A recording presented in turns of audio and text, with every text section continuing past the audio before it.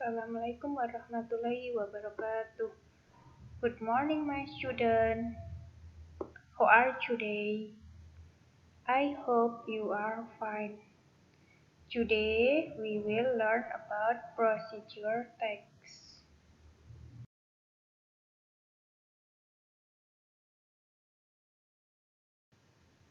There are two kinds of procedure text. The first is receipt and the second is manual. Jadi ada dua jenis teks prosedur. Yang pertama adalah resep. Resep itu bisa resep makanan dan minuman. Dan yang kedua adalah manual. What is receipt? Do you know receipt? Apakah resep itu? Apakah kalian tahu resep?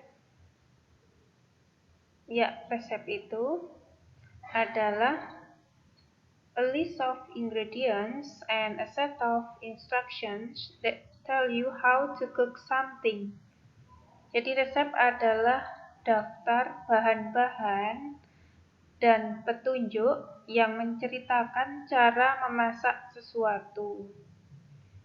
Pernahkah kalian membaca resep? Have you ever read the receipt? A recipe is usually divided into ingredients and methods. Jadi resep biasanya dibagi ke dalam bahan-bahan dan langkah-langkah. What is the social function of receipt? Apakah fungsi sosial dari resep? Fungsinya adalah to explain. Explain menjelaskan atau menceritakan cara membuat atau melakukan sesuatu melalui urutan kejadian atau langkah-langkah.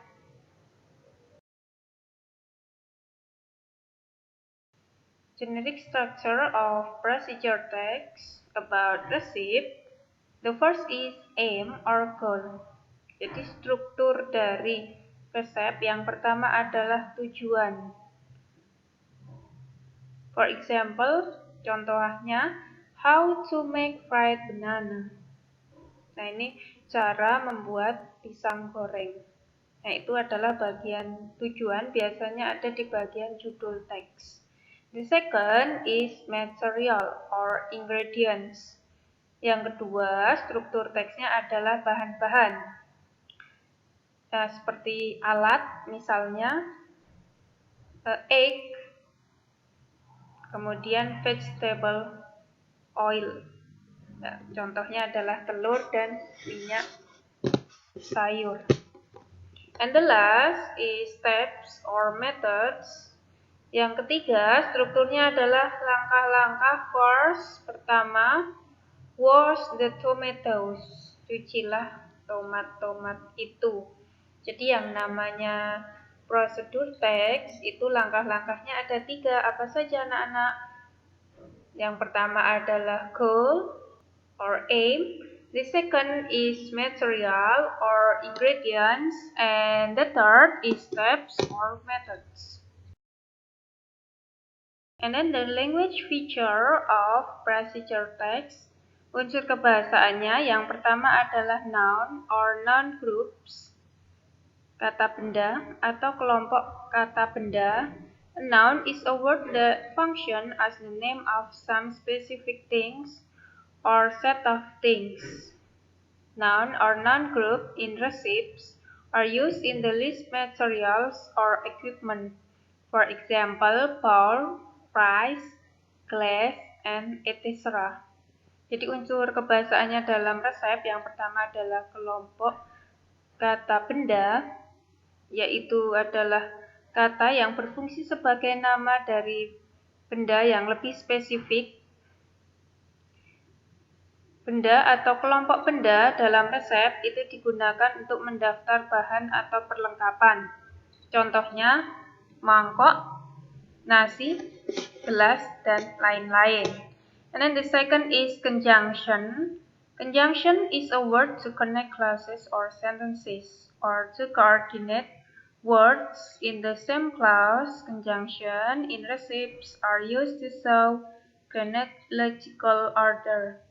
For instance, before, while, then, after, and etc. Jadi conjunction kata hubung adalah kata penghubung klausa atau kalimat untuk menghubungkan kata-kata dalam klausa yang sama. Kata hubung dalam resep digunakan untuk menunjukkan urutan kronologis. Contohnya, before, sebelum, while, sementara, then, kemudian, dan after, sesudah. Berikutnya adalah action verb, kata kerja tindakan. Action verb, as you have guessed, is a verb that expresses an action. Any verb that describes what someone or something does is an action verb. An action verb can be physical or mental. For example, cut, mix, stir, put, and etc. Jadi kata kerja tindakan adalah kata kerja yang mengungkapkan suatu tindakan.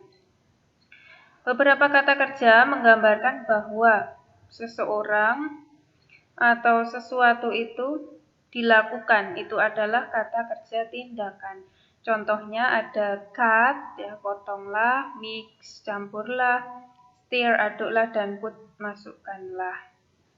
And then imperative, an imperative sentence gives a command. It usually ends with a period, but it may also end with an exclamation point. Commands ask or tell people to do something. For example, add some sugar, mix the ingredients, cut the onion. Imperatif adalah kalimat perintah. Sebuah kalimat perintah memberikan sebuah perintah. Ya, biasanya diakhiri dengan tanda seru. Kalimat perintah itu meminta atau menyuruh orang untuk melakukan sesuatu. Contohnya, tambahkan some sugar, tambahkan beberapa gula. Add some sugar, mix the ingredients, campurlah bahan-bahan. Cut the onion, potonglah bawang. Adverbial. Adverbial is a word or phrase functioning like an adverb. There are two types of adverbial that are commonly used in recipes. First is adverbial of sequence, which is used to add detailed information about the sequence. For vocabulary that is commonly used in recipe range from technical to everybody language according to the target of language. Emphasis is often given to important information by underlining it or writing it in bold. Jadi adverbial itu adalah kata atau frasa yang fungsinya seperti keterangan. Ada dua jenis keterangan yang biasanya digunakan di dalam resep. Yang pertama adalah keterangan urutan, yaitu untuk memberikan informasi terperinci tentang urutan tersebut. Contohnya, kosakata yang biasanya digunakan di dalam resep dan merupakan bahasa sehari-hari berdasarkan target kebahasaan.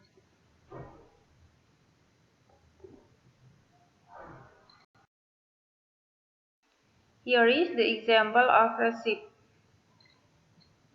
Nah, di sini adalah contoh dari resep. Sekarang akan kita analisis bagian strukturnya. Di bagian aim or goal, tujuannya itu biasanya di bagian judul, yaitu pineapple stew. Jadi ketika ada pertanyaan, what is the purpose of the text? Jadi jawabannya adalah how to tell how to make pineapple stew. Kemudian struktur yang kedua ada ingredients.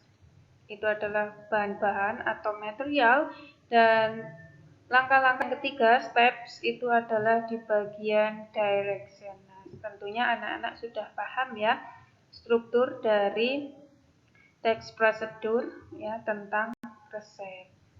Tentunya kalian bisa mencoba untuk membuat resep-resep makanan, yaitu tentang selain yang sudah ada.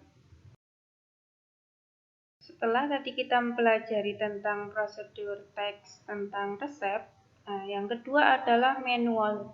Do you know manual? Apakah anak-anak tahu apa itu manual? Pernahkah kalian menemukan manual? Saya yakin anak-anak sudah pernah menemukannya, hanya tidak tahu namanya. Nah, sekarang akan kita jelaskan what is manual. Ya. Procedure text is a text that explain or tell about how to make, use, or operate something. Nah, di sini karena materinya tentang manual, maka di sana menjelaskan how to use, ya, cara menggunakan atau operate something, mengoperasikan sesuatu. Ketika resep, maka how to make, cara membuat misalnya. There are two kind of procedure text. Nah, tadi juga sudah kita jelaskan ada dua jenis teks. Yang pertama receipt dan yang kedua adalah manual. Manual procedure text is the part of procedure text that contains soft explanation about how something should be done in sequence steps. Or in short explanation, receipt procedure text is a text that tells about how to make something. Nah, di sini kita menjelaskan kembali perbedaan antara resep dan manual. Ketika manual, maka bagian dari prosedur teks itu menjelaskan tentang cara sesuatu itu dilakukan sesuai urutan langkah-langkahnya.